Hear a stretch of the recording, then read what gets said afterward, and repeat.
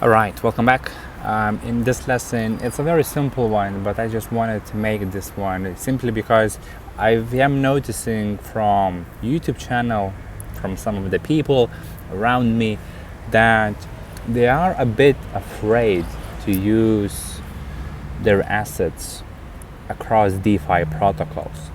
They're holding very strictly and they are really protective when it comes to deploying capital, sending money from ledgers to wallets, etc., etc. So I just wanted to explain a bit about the procedures when it comes to decentralized finance. So first of all, the most important element that you have to understand is that DeFi is permissionless. And we have the whole article inside the DeFi House explaining what permissionless means, but in just a very simple term is basically permissionless, meaning that there are no centralized entities controlling what you can do or what you cannot do on chain. So it simply means that the whole operation is protected and executed using smart contracts. So if you send money from Ledger to Coinbase, for example, or from your wallet to Binance to Coinbase, Maxi, any centralized exchange, that means that your money is in their hand because it's a centralized exchange. So you do not own the keys to your wallet, you don't have private keys, anything. So essentially that money is now in their hand. So they have the ability to freeze your assets, to ask for documents, KOCs, anything.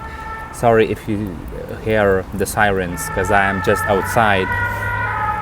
So anyway, but in DeFi, all of that is permissionless because you are operating using your own wallet, which is a self-custody wallet where you own the keys. So the moment you click deposit or withdraw, there are no centralized entity to control whether you can deposit, how much you can deposit, or how much you can withdraw when or whatever. It is all being executed by smart contract, and smart contracts are always audited. So biggest DeFi protocols, they invest a lot of money to ensure the safety, especially these days. Before, back in 2020, there used to be a lot of hacks in DeFi. Protocols getting hacked, smart contracts getting hacked and drained, and before it used to be a bit of a bigger issue. These days, it's not that often. It's very, very rarely that a protocol can experience a massive hacks where all the funds is drained or something like that happens. There was similar issues on Cetus, on Sui, DEX recently, but even that was not the biggest problem. They recovered everything. These days protocols, they have treasures, they have insurance, they have the funds to, in worst case scenario, to recover people's money, etc. So it's very rare that some sort of a big protocol smart contract can get hacked. Okay, so yes, of course, new chains and new protocols are more they have more likelihood to get some sort of a hack like that. But the biggest protocols, the protocols we share everything. They've been battle tested for years, right? They are not some sort of a fresh players, and even if some of them are, they are still backed by biggest names. They are backed by the biggest audition companies and security companies as well. So there is nothing to worry about when it comes to sending some of your capital from cold wallets or hardware wallets to your self-custody wallets like Phantom, Rabby, doesn't matter, MetaMask, etc., right? And then deploy those capitals, that capital into DeFi protocols. I've been doing that for many years. It is now my almost 6th year when it comes to decentralized finance applications. I've been building a few myself, raising capital through venture capital firms, etc. I know how DeFi works, how protocol works from the very, very technical perspective, because I've been involved in developing one with all of the DeFi LP positions, lending and borrowing provisions. It is all controlled by a smart contract. Even the owners themselves cannot modify any of that, because then audition companies would not allow that. They would mark this as a critical issue.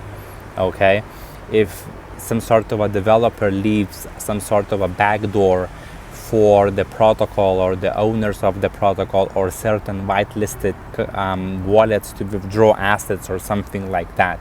So it's always protected by a smart contract that you cannot modify. You can improve it, you can change the code, but not the core principalities of how the smart contract works, right? Unless it's done on purpose. But in that case, the audition companies, especially the biggest one, they wouldn't risk their reputation to say, okay, whatever, right? Leave this back door open. No way, no chance. It's their bread to ensure that the smart contract is safe. So biggest protocols, I wouldn't worry a single bit. I mean, it's the same as the bank would get hacked, right? It's pretty much the same security measures. And in most cases, the biggest names, the biggest DeFi protocols, they have treasuries to cover for any kind of issues it might occur, it might experience. But as I said, the biggest protocols we use never been hacked, and I don't think it's going to happen, because the strength of their security is only increasing. Of course, the hacking teams, hackers themselves, etc., are also getting smarter, but I mean, I wouldn't see this as a major issue. Bigger issue is you doing something stupid yourself, sending capital to the wrong address, the wrong chain, or connecting wallet to some sketchy app that says they will double your money, or you will earn 1,000,000% API, something like that, where it's your own fault. But the protocol themselves are really good these days. So, for example, when it comes to the wrapped assets, it is also a bit of a misconception, right? People say, oh, I'm not touching my XRP. I have them safely in a ledger or something, or a Trezor, or doesn't matter, any wallet, right? And I'm not touching them, I'm not minting FXRP, or I'm not wrapping my XRP to CB XRP, something like that. Which is, I mean, it's understandable, but at the same time, people are watching too many conspiracy theorist videos where all of them are basically saying that, oh, they will steal your money, they will do this and that, etc., etc. No one can steal your money if you own the keys, if you own your wallets, and you are not connecting or accepting to every little tick you see online. So I'm not saying that you should wrap all of your assets, of course not, but you can safely do that and participate in DeFi, knowing that, I mean, those assets are backed one-to-one in all cases, and it's been like that for years, and I don't see any reason why it shouldn't stay like that for years to come. Okay, so for example, CBBTC, Coinbase wrapped Bitcoin, is one of the biggest wrapped Bitcoin asset there is. It's always backed one-to-one. Yes, it's from a centralized entity like Coinbase, but Coinbase is trusted on these things. Yes, you can say that, oh, Coinbase can do whatever, they are scammers, hackers, manipulators, etc. It might be true, but you can't hide from the smart contract vulnerabilities, and you can't hide for auditions, right? I mean, every asset they have in CBBTC, they have the same in Bitcoin. Same thing applies to Coinbase wrapped Ripple, or Coinbase wrapped ETH, or just wrapped ETH like WETH, or wrapped BTC, BBTC. It's the same thing. There are certain auditions happening, and those auditions are public as well. So, I mean, just play around, right? You don't have to use that capital, all of your money, to be, used in some sort of a not native coins.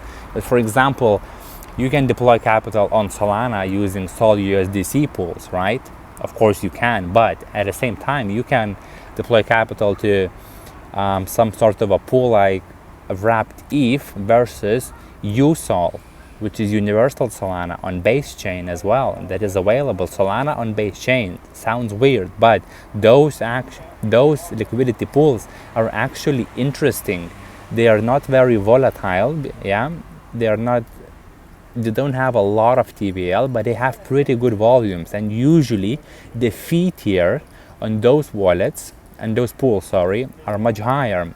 It's between 0.25, 0.5, even 1%. So you don't need that much swapping to happen, that much volumes to be in that pool to generate a decent yield.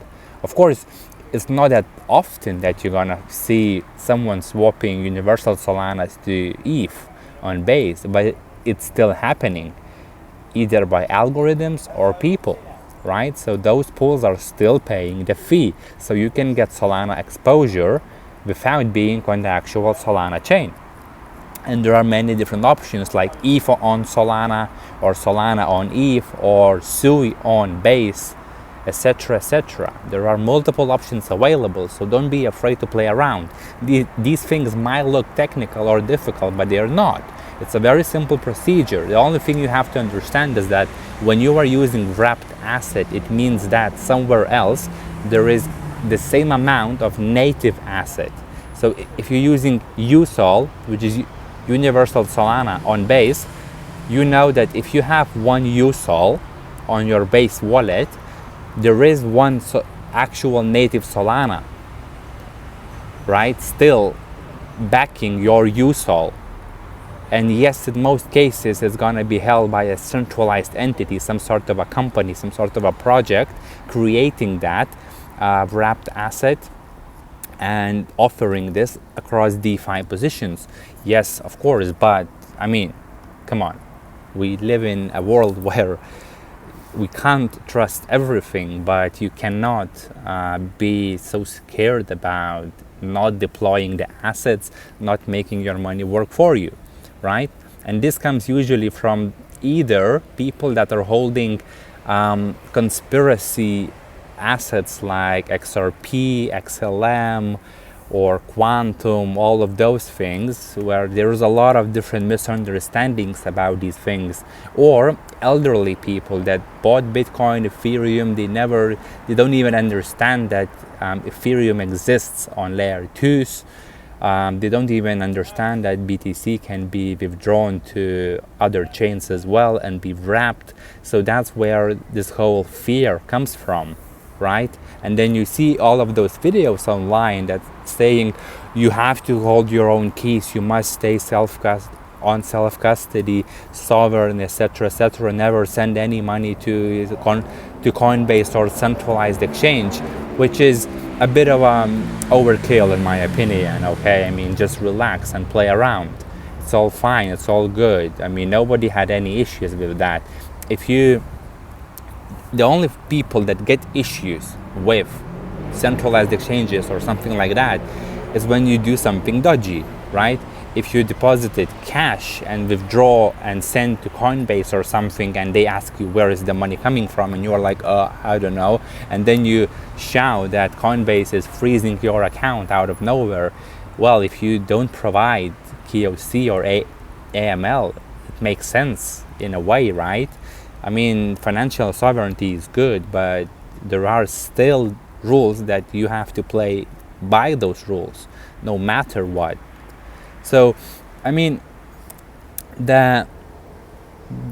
main element to understand is that don't be afraid to use your assets. If you have crypto sitting in your wallet, it's a pretty yesterday's thing. The majority of people are holding, just holding, expecting the price to go up. You are not the majority. If you are watching this video, you are not the majority. You are the very, very minority of people understanding DeFi, decentralized finance applications. So don't let your crypto sit idle. Just make your crypto work for you.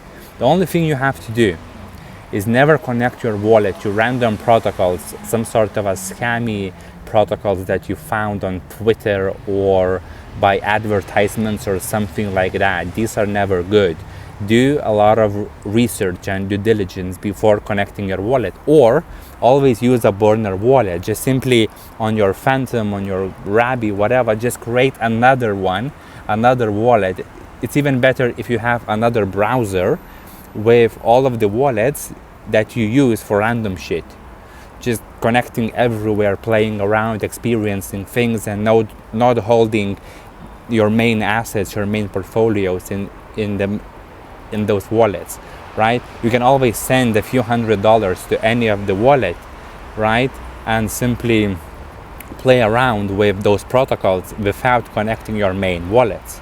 This is the main thing, because in most cases, I would say 85% of the cases where people are having problems in DeFi is because they did something stupid. They connected the wallet, they send the money somewhere, someone messaged them, oh, I'm gonna show you this DeFi protocol, and they're like, oh, okay, let's do that, and they send the money or something, right?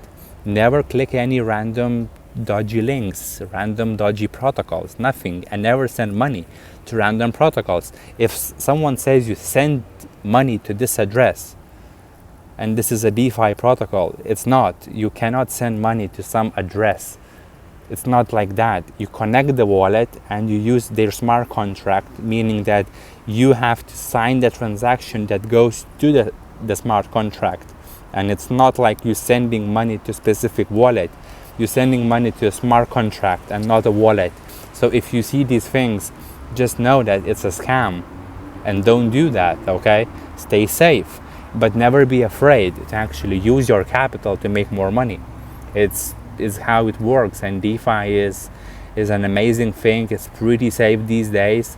There are endless auditions happening, and biggest protocols, biggest assets are ensuring the safety of their product, because, well, that's what they do. Okay, so it's a very simple video, but it's a very important one in my opinion. Yeah, because you must use your money to make more money, and you cannot let your money sit idle. The same as with your savings. If you just hold your savings under the pillow or in a bank account, you are losing money. It's a losing battle. But if you start using the money, investing, deploying, lending, borrowing, if the energy is circulating, right, in circles, in spirals, it doesn't matter. If it's moving, then you are moving as well. But if your money and crypto and assets is just sitting idle, well, stagnant energy is dead energy. There is no point, right? So always move, always play around. Thank you.